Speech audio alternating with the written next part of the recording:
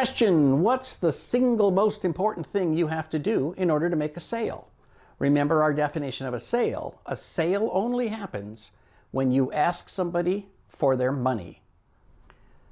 Today we're going to talk about putting together an awesome proposal and presentation. Welcome to episode 23 of the Cheeky Sales Coach. Just a note, if you are a member over at cheekysalescoach.com, there's a great download that accompanies this video. It is the proposal we're talking about in a PowerPoint format along with the slides in PDF.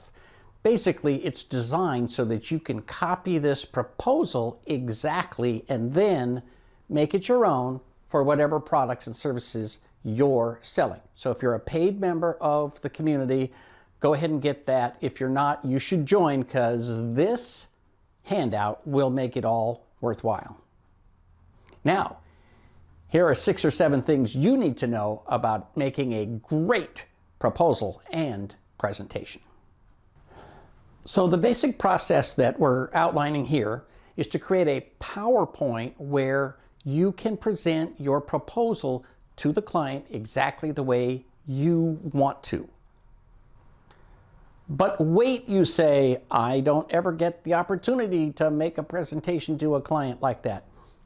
Well, maybe you haven't traditionally, but even if you create a PowerPoint presentation and print it out and hand the printout to the client, you can walk through your proposal. It's very important that you do it this way so that you are in control of the process.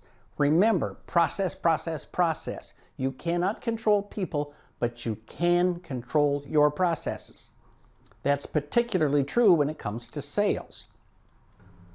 Also, part of what I'm going to show you today is how to make this presentation on camera, on Zoom. So if you go to Zoom and sign up for an account, you don't even have to pay for it if it's a short recording.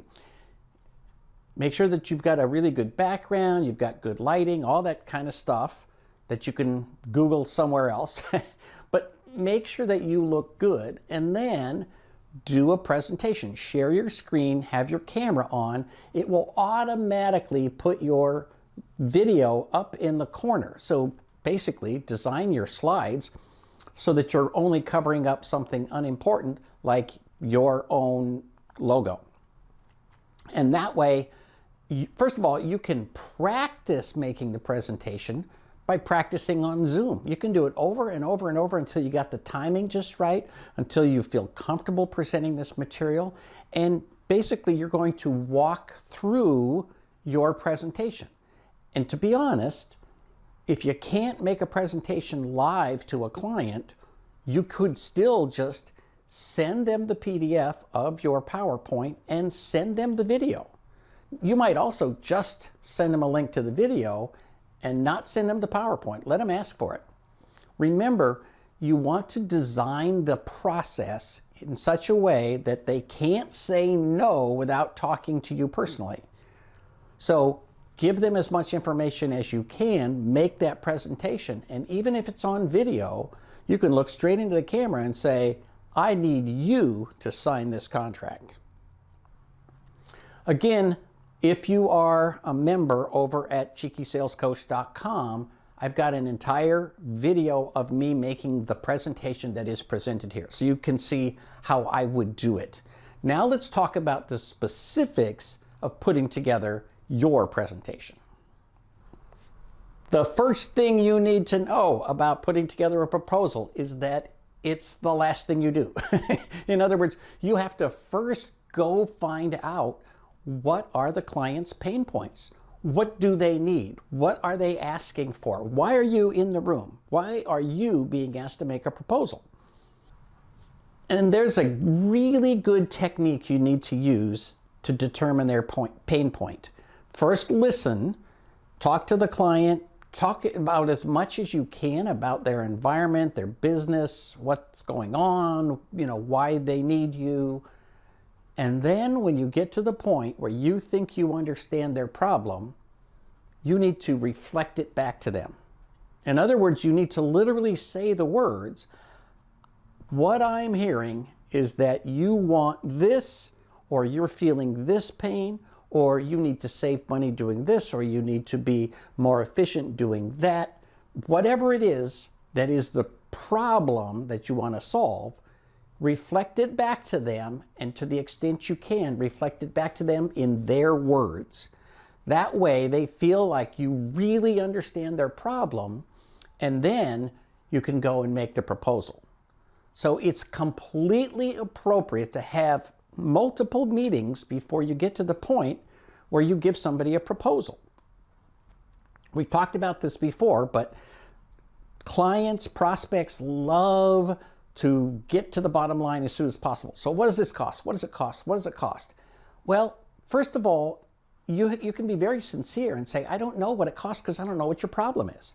I don't know what it costs because I don't know what you're trying to solve. I don't know what you're not getting from somebody else that you think you're going to get from us. So you have to have those conversations and really get a sense for exactly what their problem is, and then you can make a proposal to go and solve that problem. And they need to understand that that's the way it works. The more you let them talk about themselves, the more you're going to learn, and then you'll find things, even phrases and technology that you can put into your proposal so that it sounds like they are saying, yeah, that's exactly what I need. So thing number one, you have to do the research and figure out what their needs are before you begin the proposal process. Thing number two, how did you get here? In other words, talk to the client and find out what their history is. You may even know it. You may have been the person who sold them the last solution, which you now are trying to replace with a new solution. But tell that story. How did you get here? In my case, I sell technology, right? So I get to say, well, you asked me for a new server, but in fact, what you really need is cloud services. So why do you think you need a server? What has a server done for you? Why was it a good thing in the past, and now I'm telling you that you should move to something else? Tell that story. Make sure there's context. And again, make sure that you have buy-in from the client. They need to be nodding their head the whole time saying, yep, that's exactly what happened. That's how we got here. That's my situation. They need to understand that you understand their problem and their pain, so that when you come to the solution, they will believe that you actually understand how to solve that problem. Thing number three, desired outcomes. And in particular, look at what is absolutely required and then what would be nice to have. Make sure you actually list these things out. If there's one thing that's absolutely required, put that literally right at the top and say required, and then label the other things as nice to have. Many jobs start out with something that is absolutely necessary, but as long as we're working on it, let's see what else we can do. So divide those things out and put them on a screen. Again, make sure that the client looks at this and says, yes, that's a complete reflection of what we want, where we're going, why, how we're going to get there. When they see this list, it should look like a list of their true desires. That's, again, why you have to have all those conversations before you get to the point of putting together this proposal. And it leads very nicely into the next thing. Thing number four, present alternatives. Now, there's two alternatives that must always be on this list. One is do nothing. And then in fine print, that's just stupid. Well, don't say that's just stupid, but say, obviously, that's not an acceptable answer. The other alternative that must always be on the list is hire somebody who's super skilled and really smart and, if possible, even good looking to solve this problem. Because obviously, that's going to be you, right?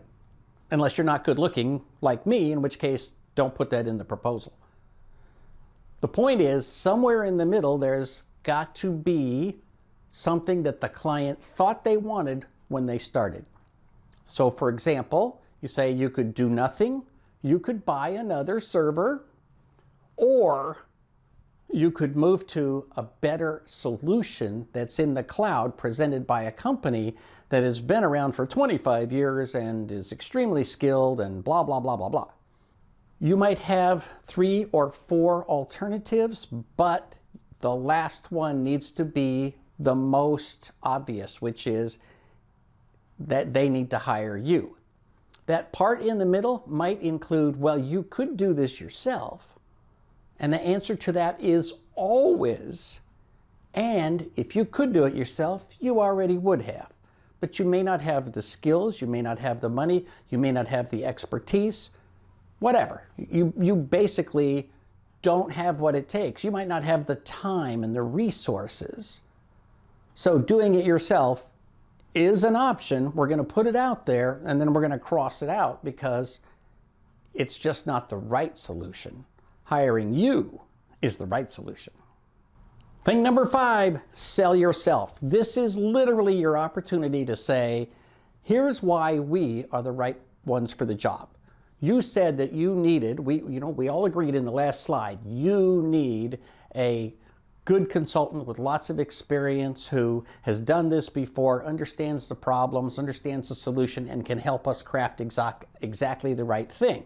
Well, it just turns out I've been in the business 25 years. I've done this many, many times for many, many clients, blah, blah, blah, right? Whatever your skill sets are, make sure that they are front and center.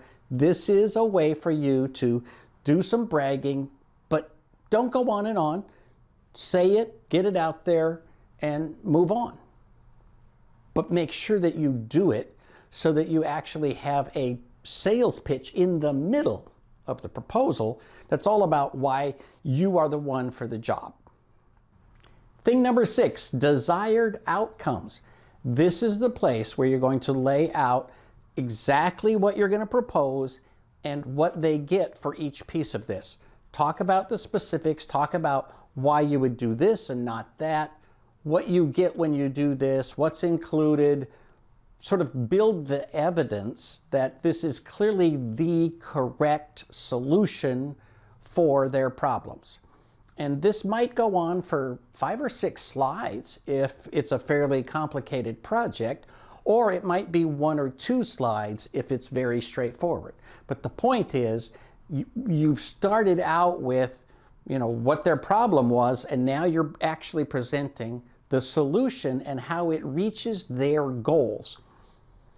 Remember, we talked earlier that you have to have many conversations with the client. You should write down their goals. You should literally have a cheat sheet of your client's goals so that when you're talking to them, you can say, well, you needed this, you needed this, you needed this.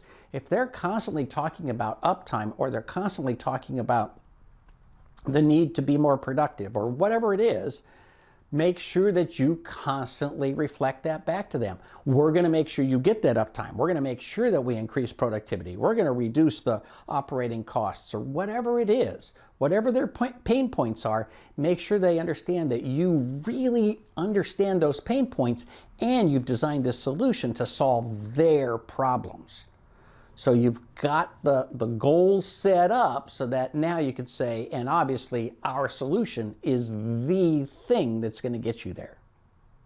Finally, number 7, the investment. That's what we call it. We don't say cost, we say investment. Remember, you want people to invest in your solutions because it's in their best interest. So the whole point of this presentation format is to design it so that it answers their problems and they see it as money that is spent on making their own life better. A lot of times when people resist buying, it's because they don't understand how this is actually going to help them. They don't want what you're selling because they don't understand how it solves their problems. If you go to somebody and say, well, we want to switch you from this kind of billing program to that kind of billing program, that solves your problem. It doesn't solve their problem. If you come to them and say, we used to have this billing program and it caused all of these troubles for you, Now we want to switch to another program that makes your life easy. It's all about them. It's all about the customer, and that's when you can make a sale. So when you finally are done, maybe this is 7.5, maybe this is 7.1, but the last thing you have to do is to make it a sale. And the way you make it a sale is you ask for their money. You literally say, we want you to spend this money and make this investment. And then you ask if they have any questions. That's all there is to it. I know that a lot of people don't like making sales. They don't like the process of sales. But if you make it systematic, especially if you record that video, even if you never send it, it will be a way for you to practice making your presentation over and over and over. Absolutely put together the PowerPoint. Absolutely print it out and give it to the client so that they understand and they can take notes on it and they can walk themselves through it. And after you're gone, they're looking at it, they can walk themselves through the presentation again. They can put little stars next to things like, oh yeah, that really is our problem. And if he says he's going to be able to solve that, maybe we should give him a bunch of money. Make it a process, make it repeatable, make it something that you can use again and again. Just remember, you cannot take a generic presentation and use it for everybody. You really do need to dig into the client's problems, the client's pain points, make it about them. And you have to do that by going first and listening to them, getting feedback, understanding their situation, understanding the problems that they want you to solve, and then make the presentation about that. I hope that you can make a whole bunch of money doing this. You just have to get started by customizing it for your needs. Remember, if you're a member, you can get all these materials inside your logon at cheekysalescoach.com. And if you're not a member, this might be a really great time to sign up. This is Carl Polachuk wishing you the best of luck in everything you do. Call to action. Like, subscribe, and ring that bell so you won't miss a thing.